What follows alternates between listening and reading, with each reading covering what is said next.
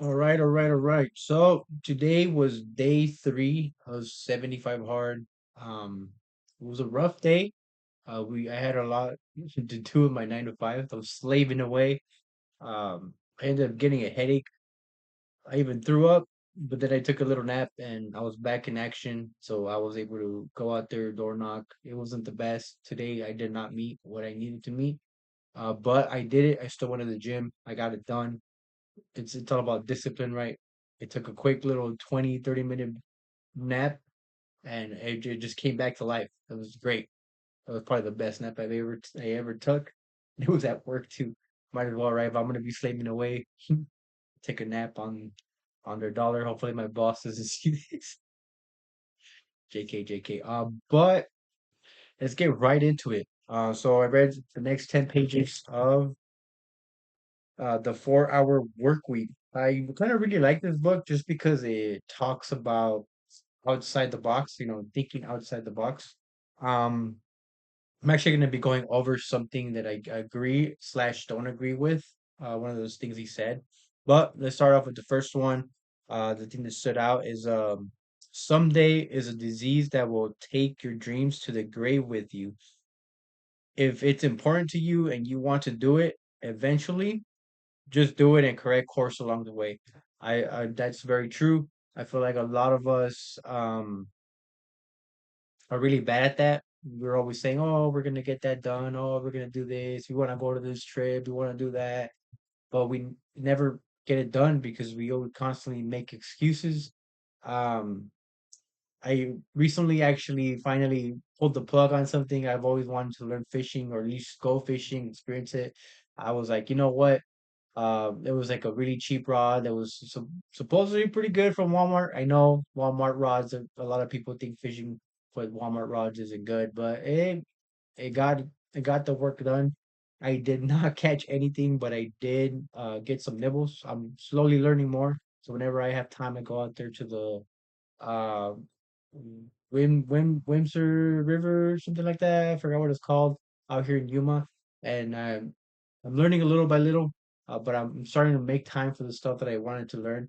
Um, I always watch Fisherman's Life or Ace videos. That's the people that got me into wanting to go fishing.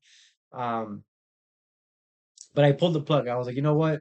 Might as well invest a little bit of dollars into it so I could finally do it and teach myself how to do it, and slowly progressing. But this is something that, like I said, a lot of people struggle with. They don't know when to pull the plug or etc. Right? They would sometimes like, oh yeah, I'll take some days off from work so I could go do this. But then they start thinking about family. What if there's an emergency? I don't have sick days. I can't go without income. Blah blah blah. The stuff that always piles up. Um, and kind of how it says, eventually, you know, stuff you want to do eventually, just do it and correct course along the way. And there was always going to be a way out. You might dig yourself into a hole, but as long as you keep going, you're going to dig yourself out. Uh, not saying you're going to go wrong. Most of the time it goes right and you finally do it. But that is kind of what I'm saying. Just pull the plug, just do it. The next one that I stood out, um I agree with, but at the same time I don't. So let me just read it. It is far more lucrative and fun to leverage your strengths instead of attempting to fix all the planks in your armor. The choice is between multiplication of results using strengths or incremental improvement, fixing weaknesses that will at best become mediocre. Focus on better use of your best weapons instead of constant repair. Um, I agree with this. Yes, use your strength. Like if you're really good at learning stuff quickly, use that strength to learn something and then implement. But it says here, not to try to get the stuff you're weak in better. I'm sure there's a lot more to it. I mean, I'm not him, right? Just from reading this, from where I stand right now, I believe you should still focus on those weaknesses just because they could help you, especially if you're a one-man team. You're gonna want to learn those things.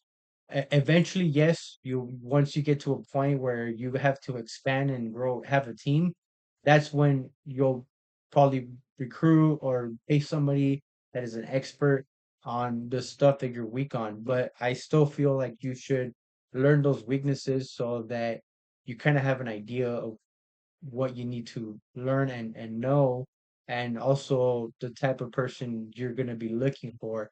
Because if you just go blank, you're not going to know what person is right for the job if you don't know what the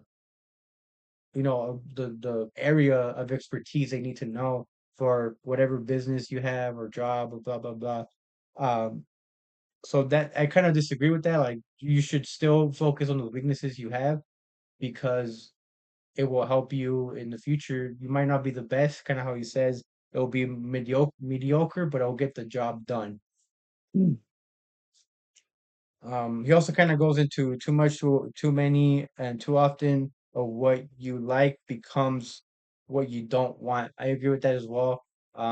If you really like playing video games and you make it a career, like you always constantly see all these YouTubers that play video games and like this is hard. I'd rather do a 9 to 5.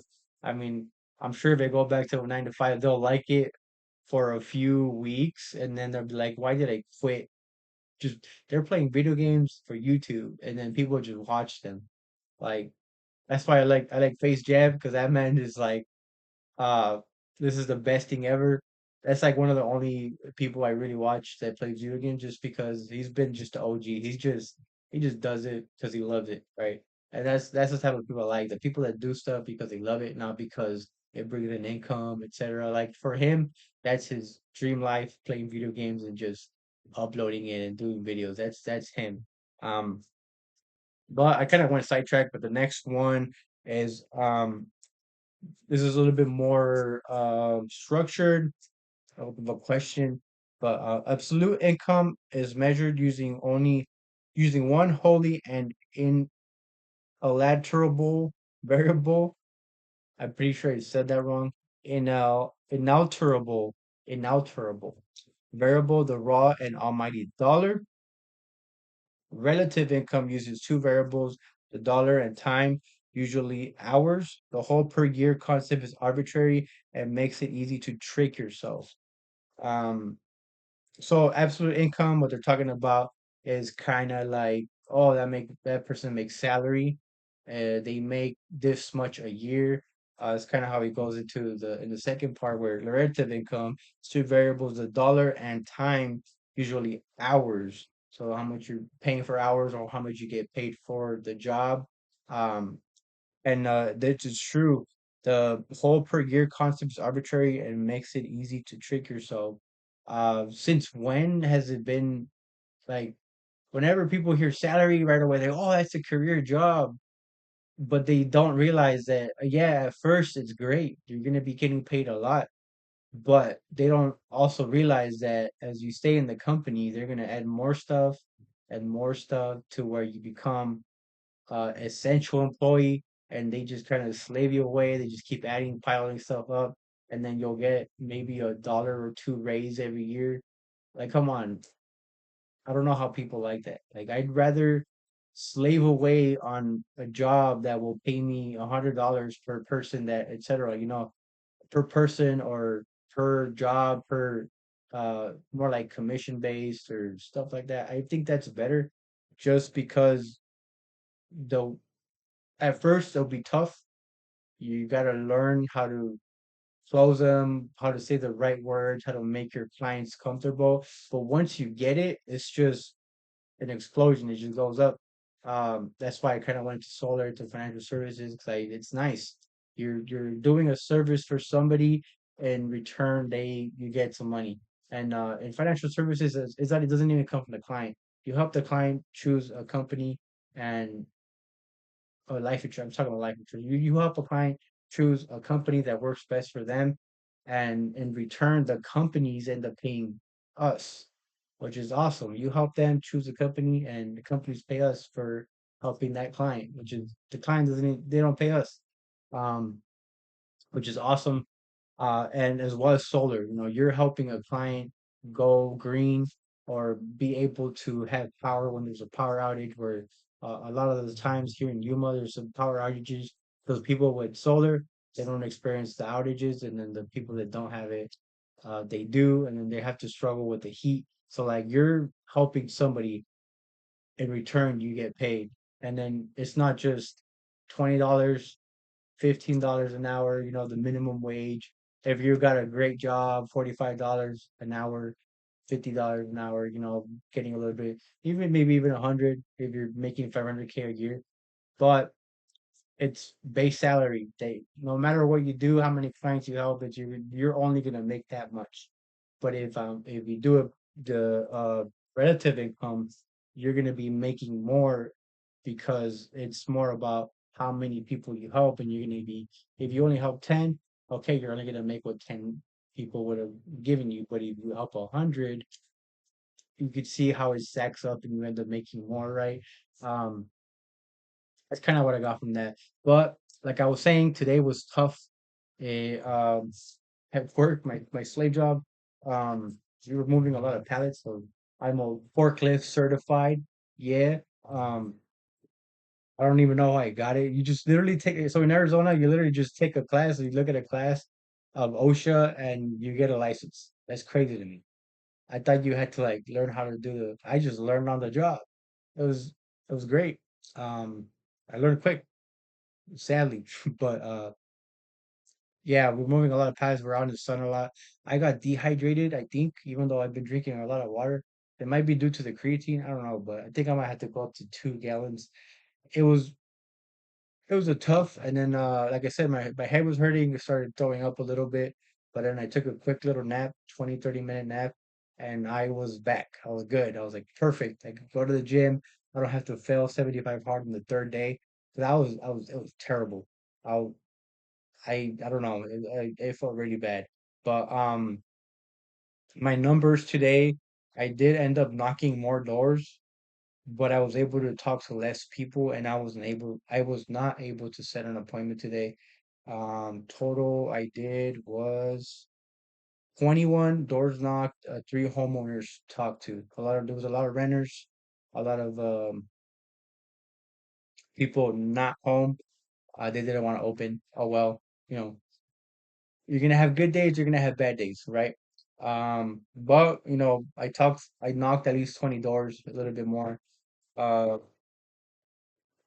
it was good. Um, the the fact that I got out there, the discipline is good. Keep the momentum going. Um, I ended up doing arms. So usually how I work out is I do either back or chest, and the next day I do the other back or chest, and then I do arms, and then I'll probably do leg day. And then depending on how I feel, since you gotta keep going, for 75 hard, I'll do like cardio. I'll do like the treadmill or the stairs for 45 minutes around there. I mean, it's tough, but I do it. But yeah, that was it for today. Remember, guys, be patient. Success takes time.